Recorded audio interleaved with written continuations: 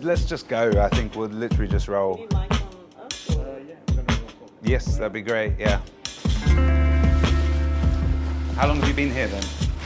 I love the different cut that you Yeah. get to see all the grain. Yes, nice. Everything. So, welcome to Kinda Studios. By the way, the new Vivo store next Monday will open, and it has all these fresh plants as a ceiling decoration. And I went there today and it already smells so good in there. What's it all about? What are you guys up to here? We're a bridge and connector between the academic neuroscience world and the creative industries. And there's a lot of insights that have come out of neuroscience, especially over the last 10 years in the field of neuroaesthetics, which is about how the environments around us, the built environment, the digital environment, environments in our own minds, and the ingredients of those really affect our minds and bodies. And so we are translators really to understand those insights and bring them into creative teams, to brands, to product developers, to really help them have a bigger impact with what they're building and creating. What is your specific area of expertise in amongst all of that creative innovation? What is it that how do you come at this? I used to actually run product at Emotive, which is the company that makes the EEG devices that we're going to be using for this study. So I've probably put this headset on 2,000 people.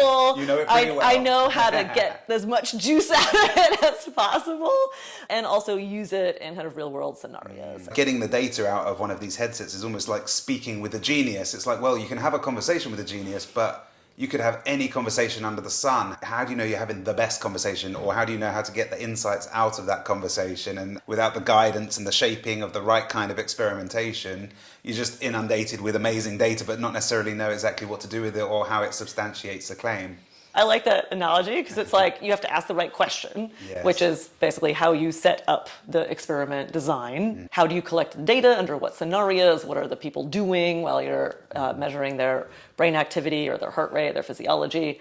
And then how do you analyze the data? What features in the brain data do you look at? Because there's many different things you can do and each take a lot of time. This conversation and this arrangement and this experiment came about because a few weeks ago, I was at lunch in Lewis with Galahad and a few others, and I told him about some of the research I had done for UCL back a number of years ago, and he was like, I know what we can do. We can do this project that you guys have been shaping, and I think it was the thing that made us go, let's do it, because the two worlds colliding.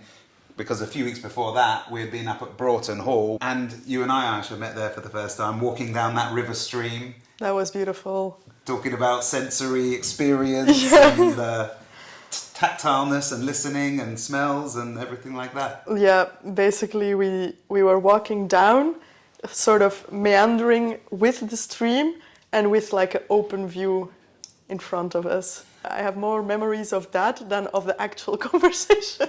Yeah, well, cheers. Yeah, thanks. Yeah. But it's true. Everything that got said that was good was all because we were informed by such a beautiful environment. Exactly. I think this shoe that you have so beautifully brought to the world with Vivo. It was red at some point. Yeah. It's been well loved. Yes. I've not added Now to it's its a beauty. gradient. I wear it all the time, that's the truth. I mean, you can tell. It's been all over the world with me in the last 6 months, so great work. It definitely works. I love it. But do you want to tell us a little bit about it? Because, I mean, you've literally just come from Portugal and Vietnam. I mean, you're all over the world. Yeah, I love basically any project that is experimental and where you have to start from zero and put, like you said, like all these interdisciplinary things together where I have to learn because I'm officially a designer, but I don't like to just make a drawing. I want to have it, every line needs to be linked to a why. Tell us what's unique about this shoe then. You can be connected to the ground electrically. It's new for Vivo and it's also quite new to the world. When we started this, there was maybe one other brand doing this. I've got a voltmeter with me, and so tomorrow we will play around a bit about the actual electrical current that's flowing through the shoe that wouldn't flow through another more insulated shoe. Yeah, indeed.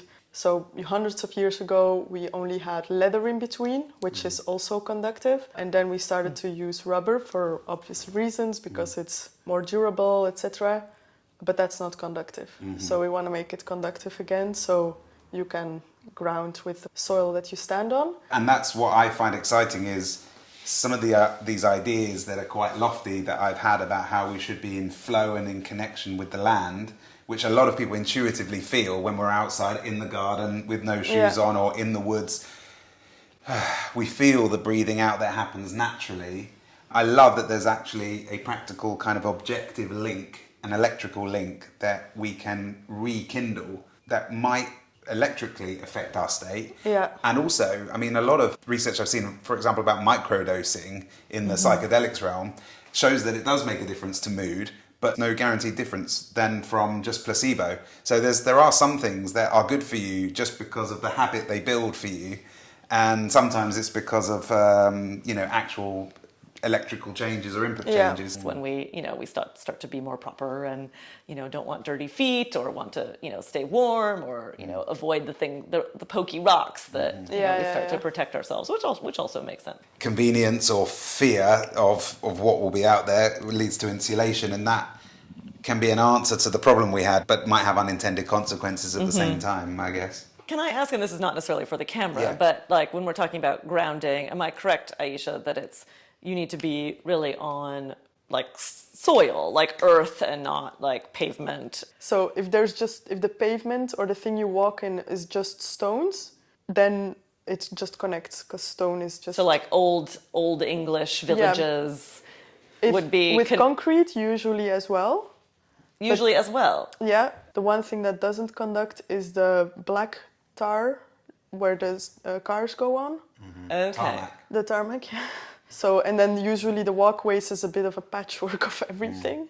Okay, so you would expect these to still be conductive on like pavement, basically. There's lots of layers to the value of this conversation, let's say. There's, as you said, the health benefits of like physical health, inflammation, and there's the potential mood or state change possible values. And then there's the questions of, does it happen with this shoe on? And then it's a question of, how important is a shoe versus a grounded mattress or another grounded product?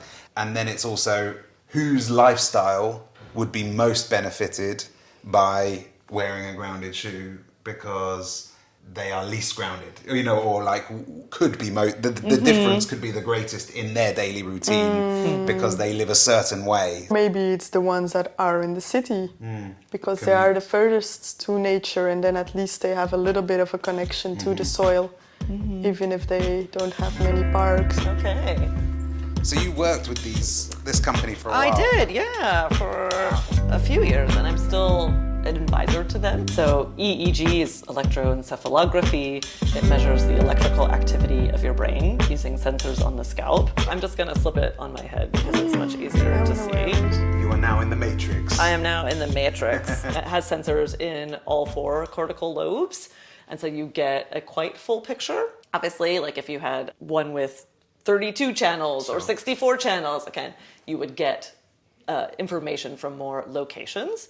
So the reason this is important is because different parts of the brain do different things. So our frontal lobe is involved in executive control, right? How we allocate our attention, our working memory, our inhibition to not do things we shouldn't.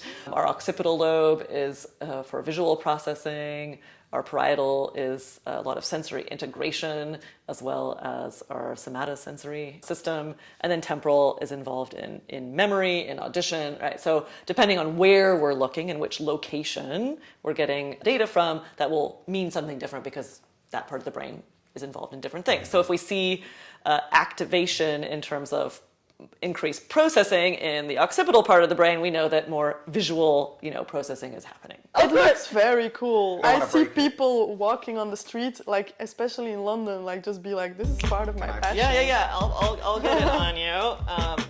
Yeah.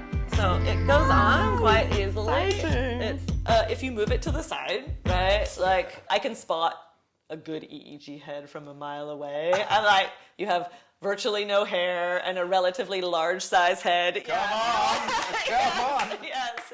My wife is worried about the child that we have coming because of the size of my head as well. So she's right. 60 centres, 4 main regions, couple in the middle that we're not quite capturing, but it's... We're getting a good holistic view. And then back to your question then, what data comes out, and then what are we going to focus on for the nature of our questions? One of the most common ways to analyze EEG data is to look at different frequency bands.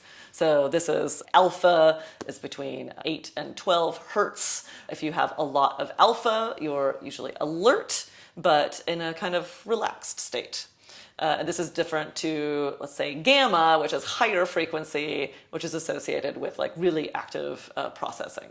So the different frequency bands mean different things. Am I right in thinking there are 5 major bands in sort of alpha, beta, gamma, delta, and theta? Yes. I mean, it's just a hypothesis. We'll see what we can see. But what might we imagine? What might you guess might be the difference that we might see through somebody being grounded? Speculation. I like a bit of speculation. This was something that we were discussing, and Yeah. I don't actually, in some ways, know, right? So when we were talking to Galahad earlier, his hypothesis is that being grounded, in a sense, kind of activates the brain and maybe makes you more alert, maybe higher attention. I would associate that with maybe increased efficiency in processing, or that's how I interpreted that.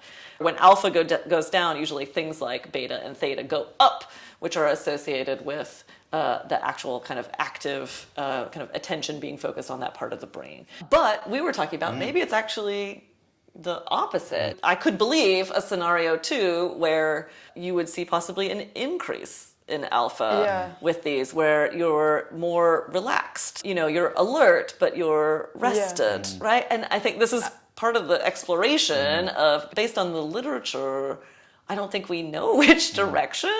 And that's why this is more of an exploratory study to say, okay, well, let's look at what we know about the grounding literature so far, what we know about how the brain works generally, place some hypotheses. We talked about flow. Okay, well, that is something where it is this kind of odd combination of, you know, being relaxed, but also, you know, having really focused attention, right? And so if that's the kind of combination that we see with these different frequency bands and in the different areas of the brain that matches like a flow state versus like a more analytical processing state, then for further research, we could really hone that hypothesis and say, okay, we saw a kind of trend in this direction.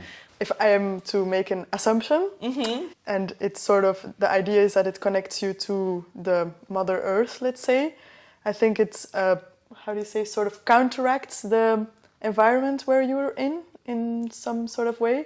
So I think it would be interesting to measure in nature, like in a wild forest, or in a very dense city, like here, or really in an office where you're far from the wild nature, with trees and biodiversity around you. Maybe you get more alert because you already have that calm of the rest of the sensory nature elements. But maybe in the city, because you are far from what your body is made to do, like be nature, maybe here you would have the opposite, that you would get more calm because you're like, oh, okay, I'm still connected to the earth.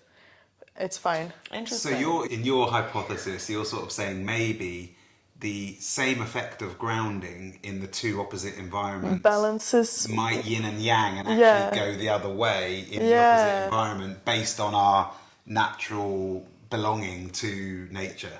Yeah. Interesting. That's that. I hadn't thought about it like that. And it sounds like maybe what you're also saying is that you'd see a bigger difference with people wearing being grounded in an urban environment versus a natural one, where you know, if you're in a natural environment, you're already getting a lot of the benefits of being in nature. My hunches come from my experience in coaching people in the woods. So I was living in this ancient woodland, bluebell wood. So it was like Eden. It was beautiful. It was perfect. And I've observed people come in anxious, and within 10 minutes, they're telling me everything as we walk around the woods. It's the inverse of what you're saying. There's so many good things occurring in that environment. Yeah. So yes, I definitely saw people feel safe, feel a sense of flow, feel a therapeutic sense of expression, authentic. Bullshit just couldn't exist in that environment, basically. It just didn't belong. Yet, don't know what to attribute it to. It's almost like the connection to nature is like coming 1,000 ways, whereas we're trying to ensure that there's at least just one or two threads that are definitely there. Cannot do this session and not have the helmet of the future. Okay. Oh, that is a massage. Like it was made for you. Would it be easy or hard to show on a screen some of the data that you get from a... Actually, whilst you're doing that, Aisha, maybe you could explain, because there's two things that make this shoe conductive, isn't it? Tell me if I've learnt it correctly. The silver yarn that is like beautifully designed in the insole. Yes. And then that connects to the something in this rubber sole. What is that part? So the rubber is basically, we made it conductive with additives. It's like an ionic fluid, have I said that right? Yeah, indeed. And then since this whole surface is conductive, it connects to the silver yarn that weaves through the strobel. And technically then, if I wanted to be grounded, I would need to either not be wearing socks. Yeah, or sweat a little bit. I do sweat a little, so I probably am half the time. Or wearing conductive socks with a yarn. Yeah, put this on you now. Ooh, that's cool. Yeah, Literally. refreshing. I'm just about to find out whether I'm brain dead or not. Ooh, hello. Yeah. Can you see this, Eddie? Well, this is you. Yeah, so these are the voltage fluctuations. Okay. So this is the raw data That was where Aisha was smashing me. coming out of each of the 14 sensors of the Wow. headset. The colours are just the location of the sensor as opposed to denoting the band of frequency. Exactly. Yeah. These two in the middle here are the ones in your occipital lobe, in your visual cortex. Okay. And often what happens when you close your eyes is you see an increase in alpha power. Why don't you try it now? And let's see if we can see that for you. Okay. So you see these kind of alpha spindles here. You see those? In the study, we did propose looking at a few of these metrics. So Yes. these are metrics that come out of the box with a motive. So these are machine learning algorithms that in real time pull out different features of the brain. And rather than kind of looking at specific frequency bands and across different sensors, these were developed using machine learning, where people were put in different states, such as being in a highly attentive state versus not. And then in machine learning, you kind of tag those as this is someone's brain when their attention is really high. This is someone's brain when their attention is really low. Now build a classifier to distinguish between those two. Around the middle is neutral, and every time this is spiking up, you're liking something. So I'm suddenly feeling very real-time analysis. yeah, we can magnify, so you like to hear yourself talk. Oh God, don't tell my wife that. And you can export that as a file that we could keep, or we could... Yeah, of course. I wonder if, for example, one of the classifiers, one of the models, is trying to specifically look for what one might describe as a flow state, and that will intrigue me to know whether that's been paid attention to in the machine learning. To really get a good sense of flow, we need to have people doing more specific flow-like tasks, right? After they wear the shoes, for example. So there's no out-of-the-box metrics for flow for this just now, but we can use some of the other ones that we have. It's a fun direction for travel, definitely. Yeah. Amazing, thank But you. you do have a brain. So. Yay, I've got a brain and it's on. My brain is on. That's a good high five.